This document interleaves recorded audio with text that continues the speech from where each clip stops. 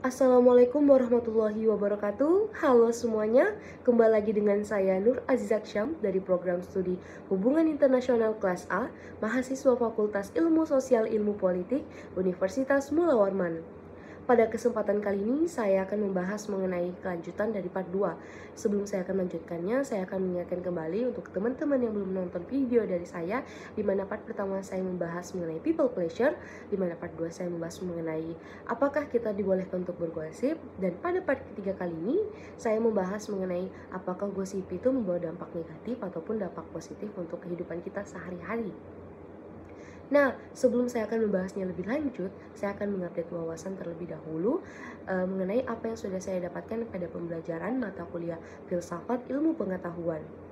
Nah, di saat ini, di kali ini juga, saya akan membahas bagaimana sih ilmu itu bisa terbentuk atau bagaimana sih ilmu itu bisa lahir di kehidupan kita. Menurut yang saya tahu bahwa ilmu ini bisa hadir ketika kita mendapatkan suatu data. Kemudian data ini akan menjadi suatu informasi baru untuk kita, dan informasinya akan menjadi suatu metode, dan di saat metode ini akan terbentuk, hal ini akan menjadi ilmu baru ataupun ilmu nanti ini akan menjadi pengetahuan. Saya ambil contoh yang menurut yang saya pahami, misalkan kita nggak tahu cara masak nasi. Nah, ketika kita nggak tahu cara masak nasi, pasti kita harus mencari suatu data ataupun data yang dimaksudkan adalah tata cara atau tutorial untuk memasak nasi. Misalkan kita mencari data tersebut melalui sumber-sumber yang kita ketahui, misalkan Google atau buku resep ataupun orang tua, ibu misalkan ya. Ketika kita sudah bertanya ataupun kita mencari data tersebut, otomatis kita menemukan suatu informasi baru untuk kita baru tahu, oh ternyata cara masak nasi gini ya, takarannya segini ya, ataupun apapun itu yang berkaitan dengan memasak nasi, misalkan seperti itu. Nah, nantinya ini akan menjadi informasi baru untuk kita. Selanjutnya akan menjadi suatu metode ketika kita menerapkannya atau melakukan hal tersebut yang sudah kita dapatkan tadi. Kita udah tahu nih cara masak nasi, kemudian kita terapkan melalui apa yang kita tahu dari data tadi. Kemudian ketika kita sudah masak nasi, ini akan menjadi suatu metode, dan metode ini nanti menjadi ilmu. Ketika kita sudah masak nasi ini, oh ternyata gini ya cara masak nasi. Nah, secara nggak langsung kita udah tahu nih, dan menjadi suatu ilmu, dan ilmunya nanti ini akan menjadi suatu kebenaran.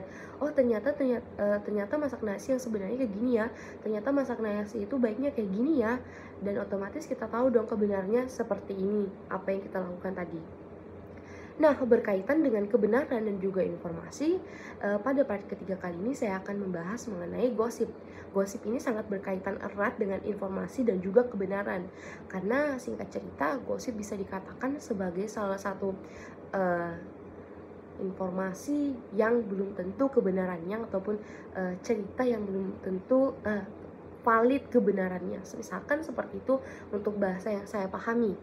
Nah, saya kutip dari salah satu profesor psikologi Sir Forsyth mengatakan bahwa sebenarnya spesies sosial itu kita harus berbicara tentang orang lain ataupun orang-orang sekitar kita, dan kita ini nggak bisa hidup sendirian, dan kita berbicara tentang orang-orang yang terkadang nggak ada di sekitar kita. Dan itu menurut profesor psikologi Megan Robbins mengatakan ini merupakan hal yang benar gitu loh.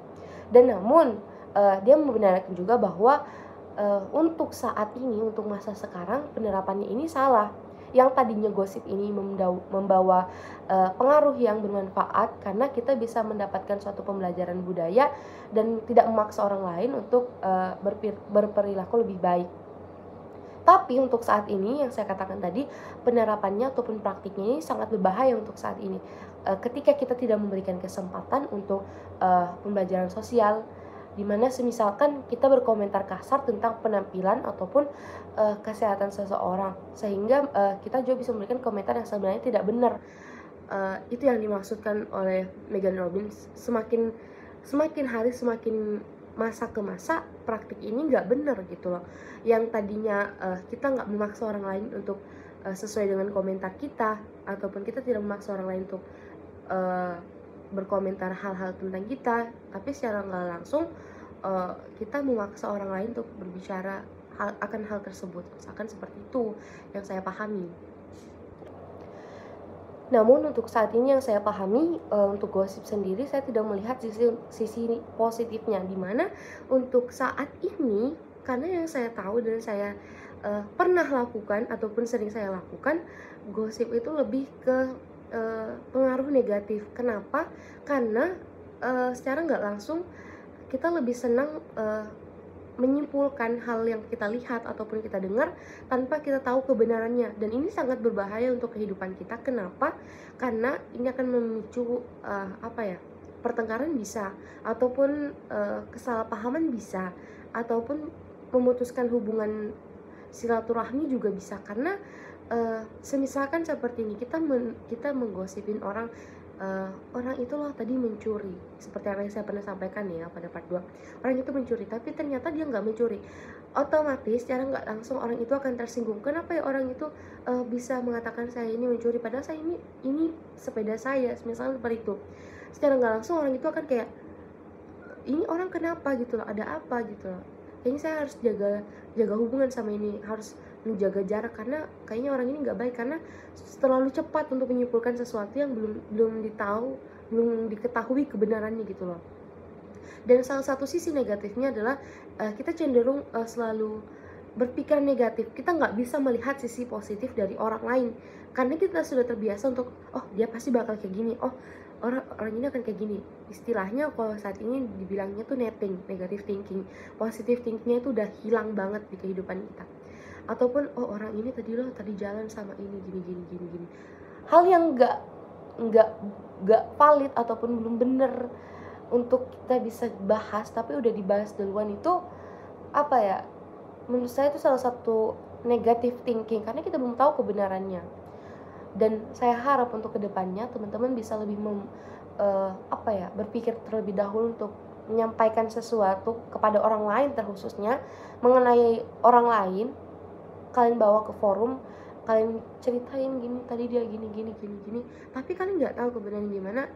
Aku harap kalian bisa mengurangi hal itu, karena hal ini bisa berdampak yang seperti saya bilang tadi, ke pertemanan, ataupun ini bisa menjadi suatu kesalahpahaman, memicu pertengkaran. Karena hal ini sangat istilahnya sangat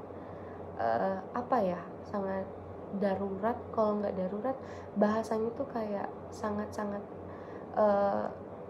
nggak harus dibahas, sangat bahasanya saya kurang tahu juga, mungkin teman-teman yang ketahui nanti bisa komen di bawah.